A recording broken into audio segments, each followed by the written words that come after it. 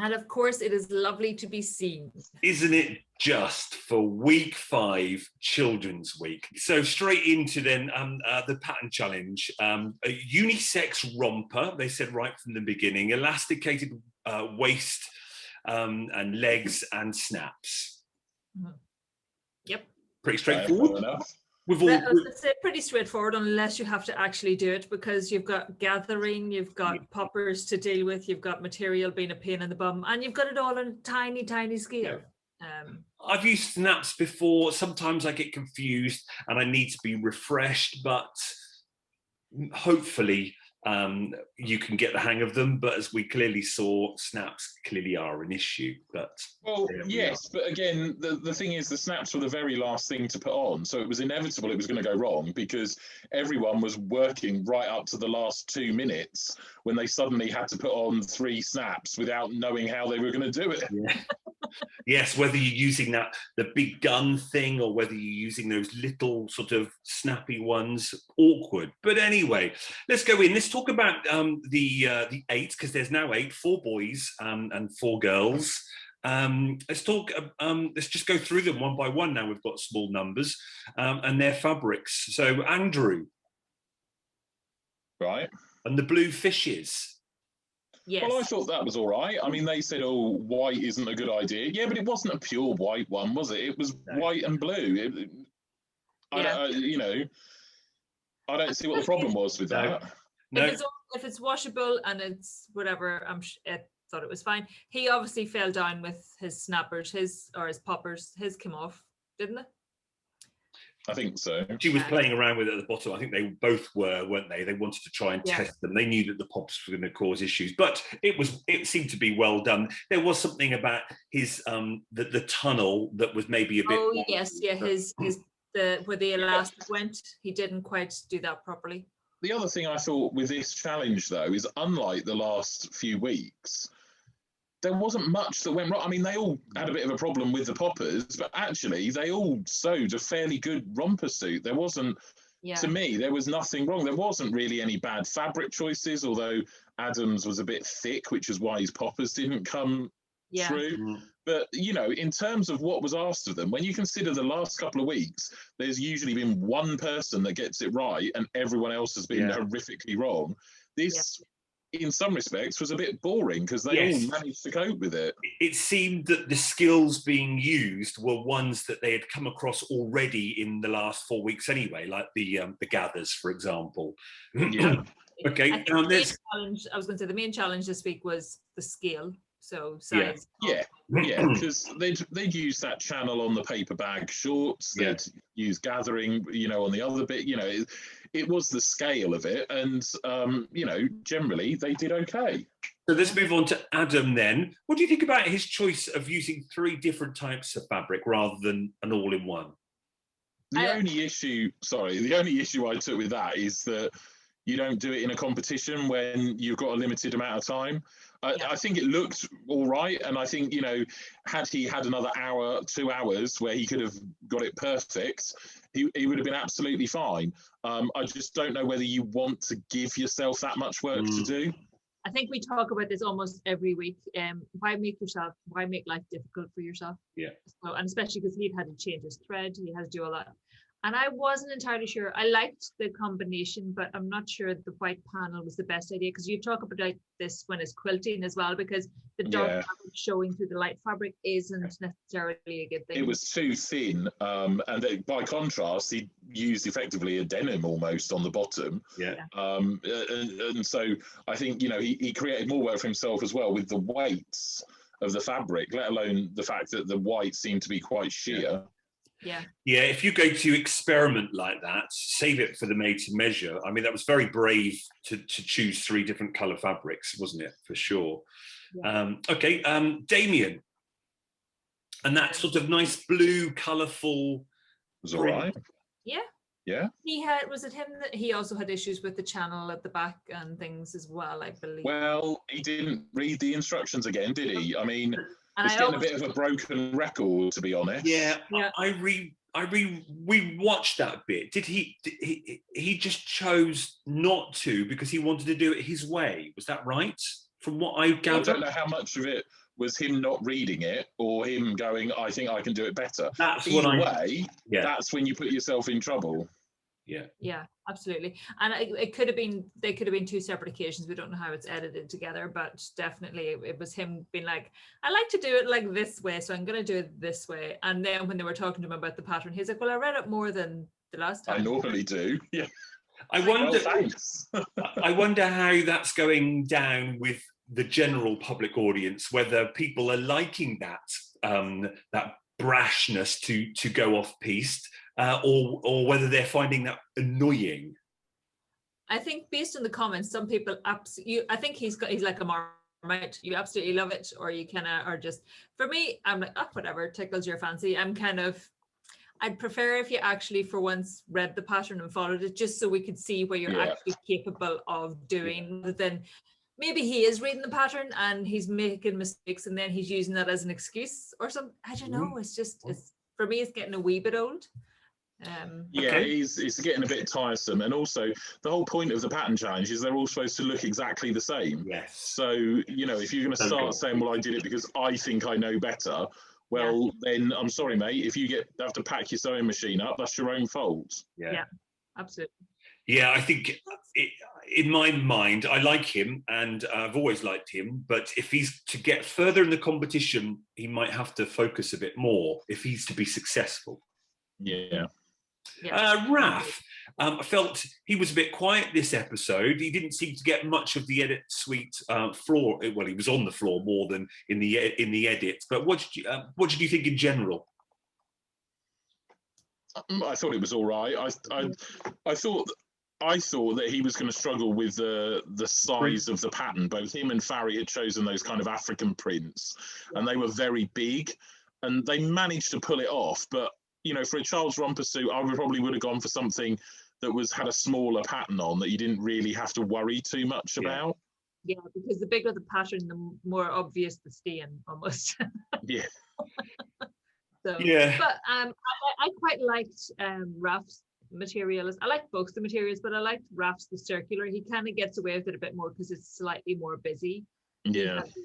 Well, and it comes back to that unisex idea, which they kept saying at the beginning.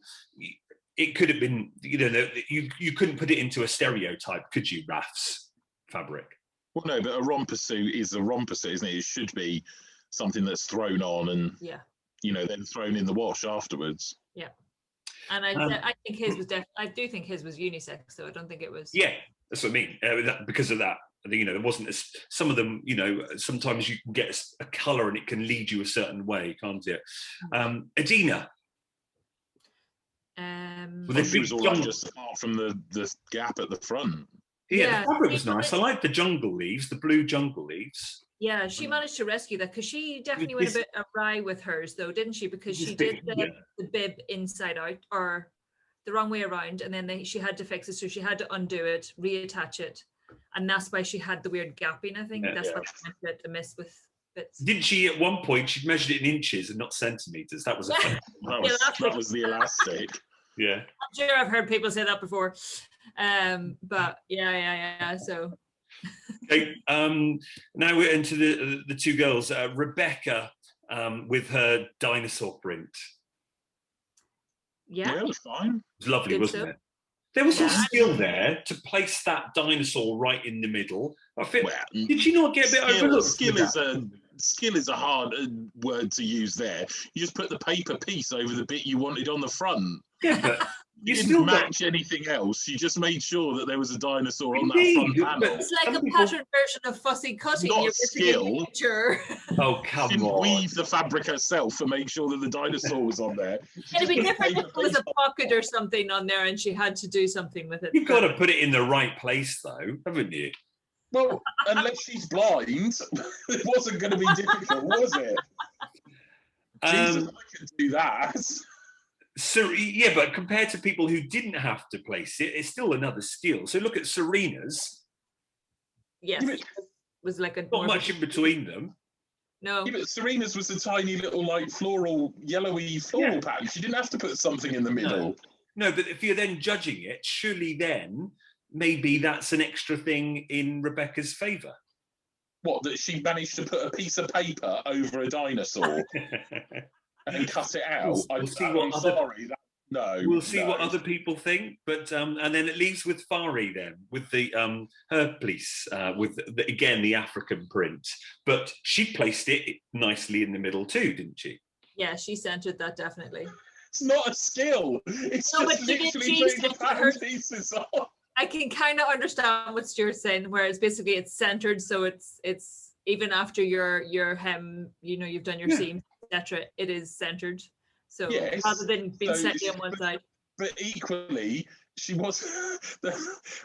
Admittedly, she could have just chucked all the paper down and just cut things out randomly. So yes, there is an element of placing it on there, but it's not a skill to do that. Okay. It's realizing you've got that sort of. So when it comes. Planning. So when it comes to judging it, so the final orders was Serena first, Rebecca second, Fari third, Raf fourth, Damien fifth, Adam sixth, Andrew seventh, and Adina eighth. Did you agree with that, Stanley? Because I thought Rebecca's should have been first rather than Serena. Or was it they were so close? I don't think there was any. Like I said, I think they were all very much of a muchness. Yeah. There wasn't anything too controversial there. It was a pretty boring make, and it was a pretty boring, you know, lineup at the end. Yeah. I did prefer Rebecca's choice of fabric with the dinosaurs. I thought it was more fun, but I mean, we've said this before about Children's Week. I don't think we liked it last year anyway, did we? No. Well, none of us have children, and maybe something to do with it. Well, we used to be teachers. Yeah. Okay, so right, let's move on to the Transformation Challenge. Yeah. Right. Under the Sea, fancy dress. This was quite fun. I thought it was fun. I didn't mind this. How were you feeling at this point, Ting? Well, I mean, it's the Transformation Challenge, so it was going to be rubbish. I vote just accept that Ting doesn't like transformation challenges and just move on with the fact that you're not going to like them. I'm going to take this moment because I have done my research. I've got my list, got my fan club with me. So everyone who agreed with me last week, Sarah, Wendy, Liz, Elise, Susu, Teresa, Everbee, all who agreed with me, they're going to agree with me on this as well, that someone had got on there and said, you know, we went back and looked at the first couple of series where the transformation challenge was to take like a suit and then make it look better, not rip it up into 1,000 pieces and sew it into something else. So I think, you know, not say that it wasn't very exciting that way. It's never been very exciting, and I think it's to become more and more wasteful. It doesn't inspire me to go out and think about how I can reuse all of this stuff. But in this case, I think it is useful because I do know parents who do have to make fancy dress costumes. Yes. Whatever they can get their hands on. And you can't forget. And this is a good way of doing it. You can't forget last year that wonderful bunch of grapes we had. You know, amazing. And I think, you know, it's the one transformation challenge where actually, like you say, it's probably more useful than any of the others, because if you've got a child and, you know, you suddenly find out they've got to go to a fancy dress party or a non-uniform day at school, you're riddling around in the cupboard trying to wonder what you're going to do with a pool noodle and an old scuba suit, then, you know, I think that is the one that is slightly more useful than any of the others we ever see. But something I want to highlight, and I think we need to be aware of the fact that just because we don't think it's useful, I know there's a community out there about zero waste sewing and that focus on transforming what they get in charity shops that do focus on reusing items. And they do use this kind of stuff and they do something fun and they do get ideas from it. So just because it's not something we would do doesn't mean there aren't other people doing exactly this at home. Like I've said before, I've got jeans and I'm actually going to attempt to make a dress out of multiple pairs of jeans so I can make a nice but it means that those jeans aren't going into the, you know, they're not in great shape, some of them, but I'm going to be able to cut them up and reuse them so they're not just going into the waste. So to get on my high horse, just because it's not for you doesn't mean it's not for everybody else. All right. Excuse me, I'll remember to bring the brasso over so you can polish your halo on Saturday. Thank you. Okay, so let's go through the 8 then, the same list. So we had Andrew, who started to go quite sculptural. I can't even remember. What did Andrew do? The crab. Well, he was So making. he was making starting with the crab. So he was. Oh, that was amazing. He was using the noodles inside to sculpt the two noodles to get the circular bit of the back, the shell. Yeah. So he started going quite well. It's fascinating to see the way different brains work. So this is where you get that sculptural idea. Like some people went for that sculpture, and others were like, I'm going to make a dress and stick some stuff on and guess. Like his was really obvious. His was epic. And he started to really come out of himself in that round as well, I felt. Did you? Well, I think he just, like you said, I think he just kind of got possessed and just went with it. And it's that thing of once you've got an idea, you know, and it was a good idea, he just went with it and it paid off. Yeah. Yeah, absolutely. We then had the mermaids, Adam, Damien and Raph, all three of them. Yes. Yeah. I liked Adam's the most. I would have liked to have seen the end of the tail at the back, because I thought that's going to be annoying if you're trying to walk, you're just constantly kicking. Yes, it was almost like a penguin, wasn't it? Yeah, but it was quite fun. Damien's was nothing. I think he lost his way on that, and he admitted that as well. Yeah, he said he couldn't visualize it, bless him. And then, you know, Raph's was very nice, but for the first time, it wasn't really anything to write home about that he'd done.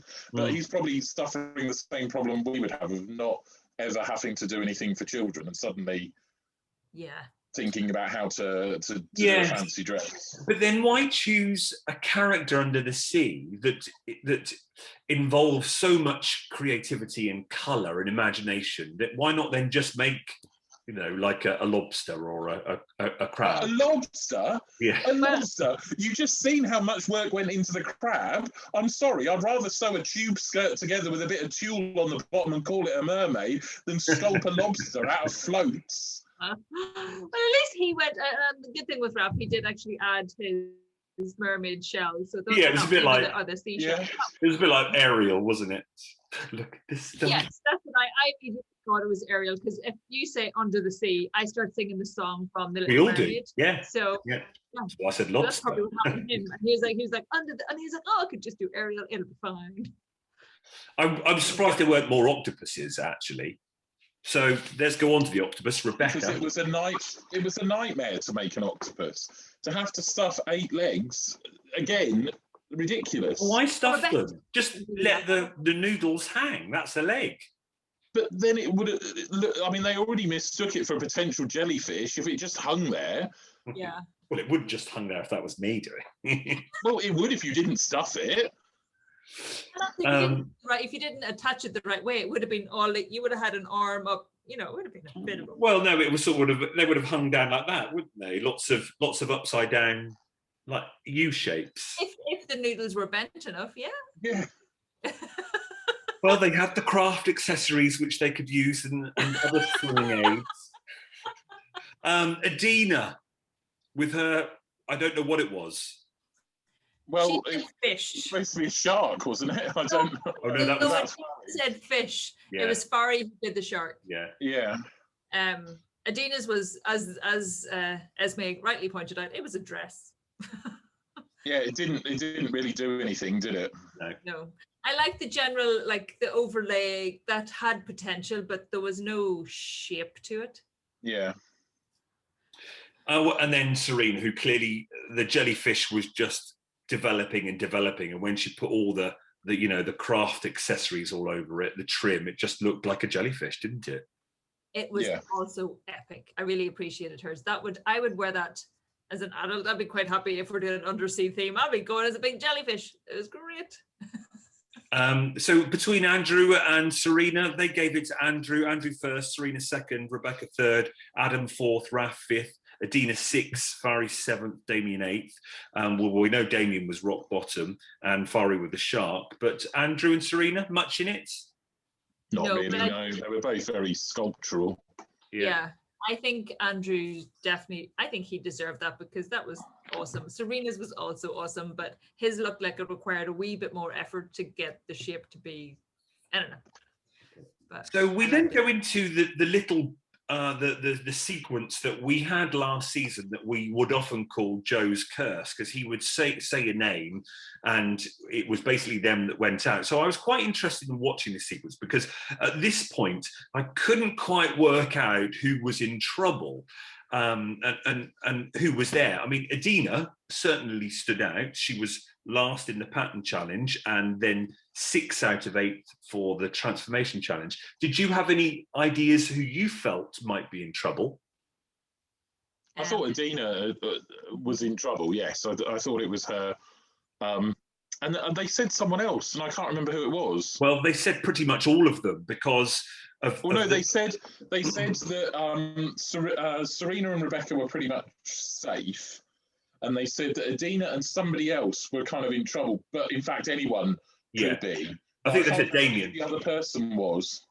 Oh well, it would have had to have been Damien because he was bottom for the transformation challenge. Yeah, probably was then. Yeah. But again, I think I kind of agree. There was some that just seemed to, like, I thought like Adam wasn't doing great. Like he's normally so. He'd had a good couple of weeks, and he was mid board at this point, wasn't he? On the other 2 challenge, he hadn't come top 3, but he wasn't bottom. He hadn't come in the bottom either. But he did definitely split the judges with his romper suit. Yes, he didn't seem his usual bubbly self, did he? Either. But then and at one point I thought. The reason why I thought Adina was probably going to really struggle on the last challenge, because halfway through the transformation challenge, she just went, I've got no energy. And I thought, have you given up? Have you given up? Because you came bottom, because you came bottom on the pattern challenge and you're sort of now 6 out of 8. That's why I really thought she was going, and she felt that she was going. Yeah. Okay, so kind of then open, Adina probably the one most in trouble as we head into the made to measure. So we have the challenge of making a raincoat, a unisex raincoat, and Joe made the expression that the weather sees no gender. So that was something a focus on. Had to be practical, waterproof. And when it went to Esme, she said they must use their imagination and make something a child would wear. So, how did we feel about the round in general? The made to measure making the coat. I felt this has got no reflection on the sewers. I felt let down by the production team because we've already had a coat in the men's week. Couldn't think of anything more boring to make. And then we get another coat for Children's Week. And in both cases, it has to do up, all right? But it's not a fitted garment, not like the dresses. And we've had waistcoats and we've had other stuff that is truly fitted to form. And that's what makes it difficult. This just had to be long enough and broad enough. And then it was fine. And for a made-to-measure challenge, I just felt that they kind of let us down. They'd give us another coat. We've already had a coat. Okay, it was a men's work coat, but it was the same principles, the same sort of sewing went into it. It was kind of laziness on a choice of a challenge, I just felt. Yeah. That doesn't diminish what was made. They worked like troopers and they produced some good stuff. They had to work with difficult material. You had the added issue of if you couldn't unpick it because, waterproof material, once you made a hole in it, that's it. There was all of those challenges. I get that side of it. But from made for measure, it didn't really have to fit. It just had to be big enough to cover the kid's bum and down to his wrists. How was that made to measure? Yeah. It's interesting because I think when we chatted to Janet last season, I think she said that when it cuts away to Patrick and Esme and they do their little conflab of the criteria, where the criteria develops, they actually don't get that. So even though Esme is saying to us they must use their imagination and make something a child will wear, I don't think they got that because they weren't other than Damien's, I don't think they were imaginative, were they? No. Well, no. Fari's was imaginative. I know we're not, like with the ponytail down. Yeah. That was a bit fun. But other than that, they were all just coats, weren't they? Yeah, and like when you had the little animation with today they're making this pattern. They were basically a square coat with 2 square patch pockets on. There was no huge variety in design, Which so that you could say, oh, someone's testing themselves by doing, a full-on sou'wester or, matching galoshes. There was nothing where you thought, oh, they're really different to each other. Well, that's where You could have at least made them do sort of rain suits, and you could have got the variety of the trousers and the different pullover things, and that's where we will go into them, and we'll start with Damien because I think this leads us into it. That's where I think he clearly did try to use his imagination, because he made a garment by using a shower curtain over the top of fabric. So there was had the magnetic strip as well.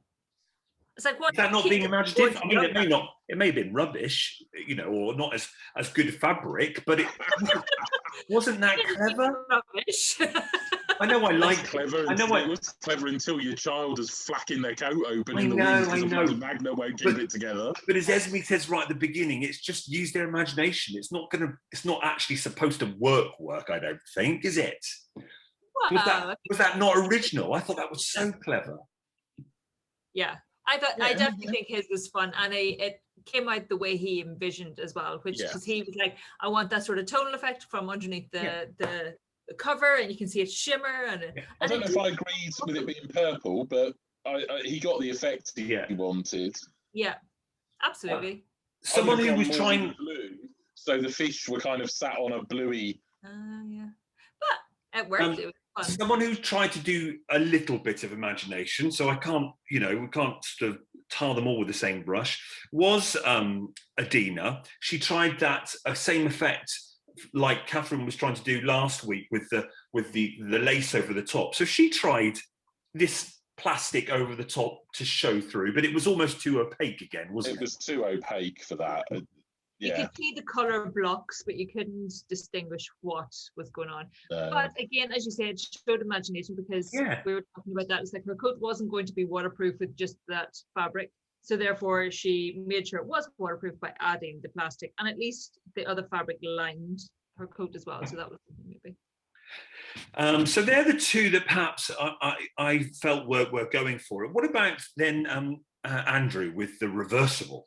I thought that was good. I thought that was clever. I know we talked about maybe the length of the sleeve and the length of the coat. We would prefer it longer with a raincoat, but I did think it was a little short. Yeah. But I don't think the judges didn't pick up on that. But as kids. I mean, it's hard to do a reversible. You've got to really think there, haven't you, about your way you're sewing, how you're going to sort it. And the fact that your stitches are going to be visible on one side, very visible on one side, you have to make sure that you nail it, which he did. And the poplars sorting it looked so good. Absolutely. Don't know whether that felt a bit overlooked. What about Raph and his green and blue? Again, it was fine. It was sewn together well. The colours were good. It was clearly inspired by that bird and the colours, and that came across in what he'd done. Yeah. Just only a few. So there didn't seem to be anything inherently wrong with it. No, there's just a few points where they were looking at under the hem, weren't they? And I think there was a tuck on the neck. Yeah, he got a tuck in the neck and a tuck underneath, but it wasn't the end of the world. It wasn't massive. Rebecca with her red sleeves and the front print down the front. Yeah. Yeah, the hood. Going to have issues. To be fair, Rebecca was going to have issues with the hood, but she got that redone and sorted. So fair play. So she rectified that. And then I think Serena again, she made mistakes. That surprised me because her lining was too short, so therefore it sort of made the coat do that. Pulled it up, yeah. So. And then we've got onto Fari.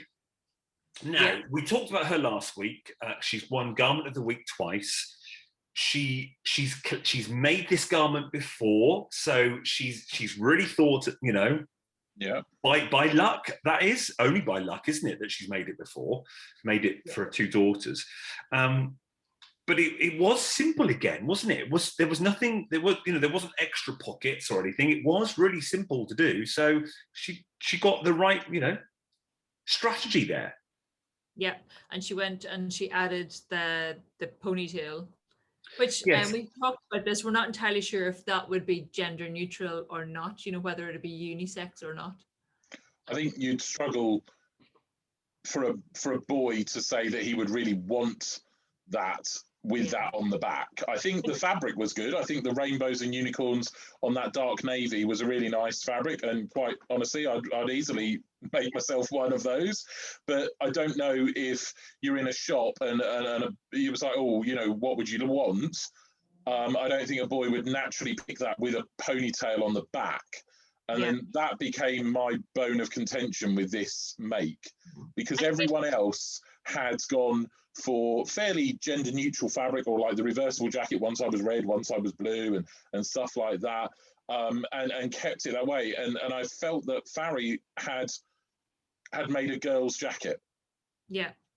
And again, we're not saying that boys wouldn't necessarily pick it, because we know that I know there's a lot of movement at the minute in letting everybody wear anything they choose.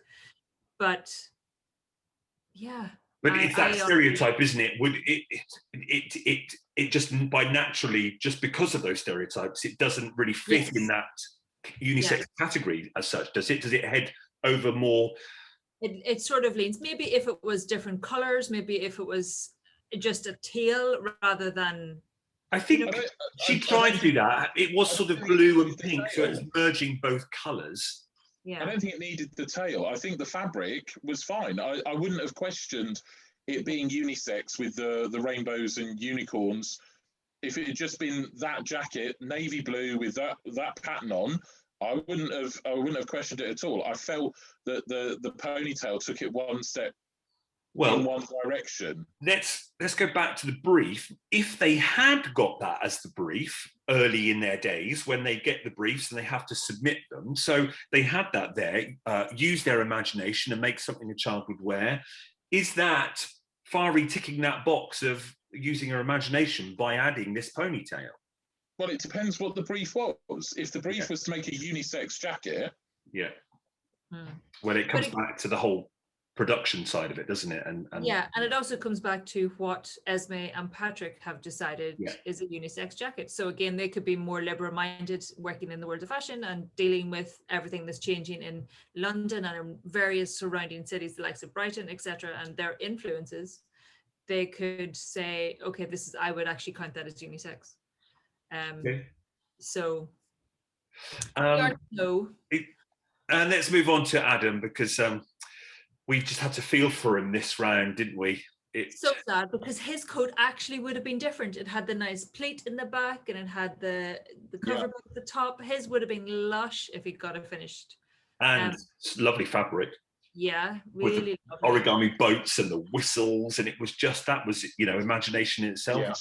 Yeah, if he had finished that he would have nailed the brief completely. Now, it comes down, I think, also to fabric. And I quickly, I had a sneak peek. By 10 o'clock, I get really tired. But Mark from last year does an Instagram story with some of the sewers from last year. So I popped on and I did see 15, 20 minutes of it, and it had Claire on. We really liked Claire. Well, we liked Mark and we liked Claire, didn't we? Yeah. They actually said that sometimes they don't get the fabric. They practice, but they don't practice with the actual fabric. They order the fabric. So kind of from what I was hearing from them, got the impression that Adam had practiced, but ordered the fabric. The producers got the fabric in, they give it to you on the show, and then you go, oh my God, this is, what is this fabric? And I think that's happened, because Claire was saying it happened to her with, I don't know whether you can remember, the dress that she made that ended up looking like a curtain, a long curtain. Can you remember from last year? Oh, vaguely, yeah. It just looked like it just hung. Yeah. She hadn't seen that fabric. She'd seen it a little square and asked to buy it. The producers buy it, came in, she saw it on the day, and she couldn't do anything about it because that's the way it works. So I know it takes a bit of the magic out of the show knowing that, but it kind of makes you then feel why perhaps Adam struggled, because if he'd practiced with it at home, he would have adapted, wouldn't he? Yeah. So maybe. Yeah, I mean, I don't know. I mean, they're always said, oh, they can practice at home, and you know, you probably would practice on a cheaper fabric just to practice how it all goes together. So yeah, when you've got the actual fabric in front of you, that might throw you if it's a bit thicker than you anticipated, or it's not that. But in terms of knowing how many pattern pieces and whether you can get that done in 4 hours or 5 hours or whatever it is they had, you know, assuming he had practiced his pattern, even if it was on calico or cotton or whatever, he should have like thought, well, hang on, we're gonna have some trouble here going round corners. Possibly, but I don't know, because that material was horrendous from what I could see. It was proper rubbery. Yeah. It was awful Yeah, to work. I don't know if was he one of the people that used a walking foot? Because I know some of them used a walking foot to manage the no. fabric. No, I don't think he did. No, this is where I did a bit of research. He used what we call a Teflon foot. I've never heard of one. Carol told me from the other show, and perhaps maybe he shouldn't have used a Teflon foot. Had he even practiced with a Teflon foot, perhaps he should have used a walking foot, as you say, Anya. Can you tell me what a Teflon foot is? It's like a walking foot, but it's made. It does the same sort of thing, but from what I can gather, it's made to deal with the Teflon, so that how it slippery. Is it slippery to feed the fabric through? I'm not entirely sure, because I've never heard of one either. But you use it when dealing with that type of fabric. Because what was his fabric? PUL fabric. I can't remember what it was. Yeah. Because his fabric was sticky more and wasn't behaving right. So the foot was supposed to deal with that, but I don't know whether actually the foot was the right foot for that. I'm sure people in the comments will be able to tell us whether it was the right foot, because it got all tangled up. So I don't know. And that's when I was just feeling for him, because you know, we've been saying, getting carried away with these top three of Serena, Raf and Adam for the last couple of weeks. Well, you say we, you mean you. Oh, right, me. But I loved Adam as well. He always managed to pull it out of the bag and do something. Yeah, even though I know the nautical thing got a bit irritating, but but the way he was able to drape fabric and make things look fabulous, you know.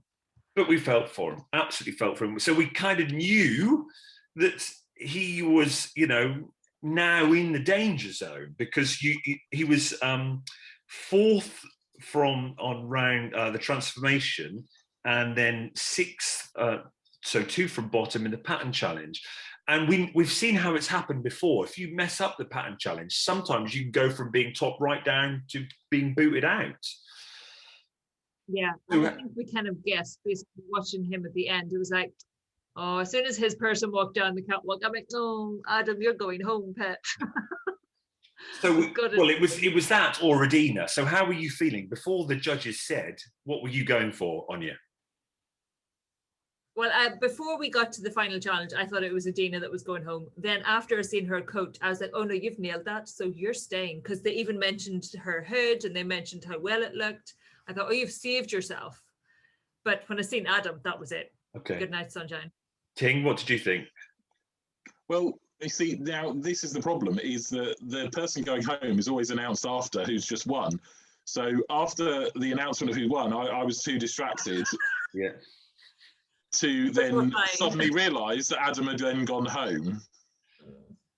Yeah. Yes, yeah, because they announced Garment of the Week, and I thought to myself, well, it can't be Fari again. She can't get it 3 times. And I thought Andrew's reversible jacket was going to get it for me. And they announced it was Fari, and I think I swore for the first time and threw 2 slippers across the room at the screen. And you did the same. Yeah. I think I was a little perturbed. I wouldn't be like you to be miffed now, Ting. Come on. But I think it's the first week we've all agreed that we didn't think that Garment of the Week should have been Garment of the Week. I've never shouted out loud, oh my God, I was like that. And then I texted you, oh my God. Yeah. Like she did, it was a very good sew. It was, yes. But I personally think the like of Andrew or someone. But what, his reversible jacket or the crab? The reversible jacket, because I thought it was technically really good. But Yeah. I mean, this whole week was, you know, like we said, Children's Week for us is not the greatest anyway. So I felt for Adam going home that week because he doesn't have children. He's not making stuff like that. But the whole Farry thing again, I know you can't turn around and say, well, you know, what happened before? But, you know, in the first 2 weeks, she didn't even finish and she managed to stay. And then Adam, who managed to put something together, albeit a little bit hodgepodge, you know, is being sent home. Now, I can't really justify anyone else going in his place. I mean, he was the worst one there. But, you know, he'd done all right in the other round. There was people that it was almost as if the first 2 rounds didn't matter. And it now seems that Farry can not meet the brief and do what she likes. You know, last week, you know, people agreed with me over this whole inspired by thing. And whether that was truly inspired by Frida Kahlo. And then we've got something here that's supposed to be unisex, supposed to be fun to wear, and then you compare it to what other people had done. And I just don't know why the judges have gone down, you know, how wonderful she is, because she's not made that much improvement. I mean, the only improvement is she's finishing things. I was going to say she's actually finishing things. It's not like finishing things outstandingly well. No, it's a shame. But it'll be interesting to see. So what is the challenge? What's happening next week, the theme next week? Well, it's the second favourite, isn't it? Reduce, reuse and recycle. I'm not a lover of that. All the hippies will be happy, won't they? All the vegans. I just can't help feeling that the made to measure is taking an awful lot of weight now in the judging, and the other 2 rounds. So Adam has gone from, yes, I know it was finished, but it wasn't, you know, wonderful in places, but it suddenly felt that took the full weighting, and you know, he came 4th in the transformation challenge and 6th. It just but no, you can't say, oh, it was finished and it wasn't finished.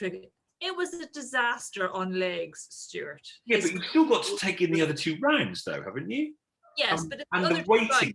He was middle of the boat and towards the end. He wasn't like coming first and second. He wasn't doing as well as he has done in the past.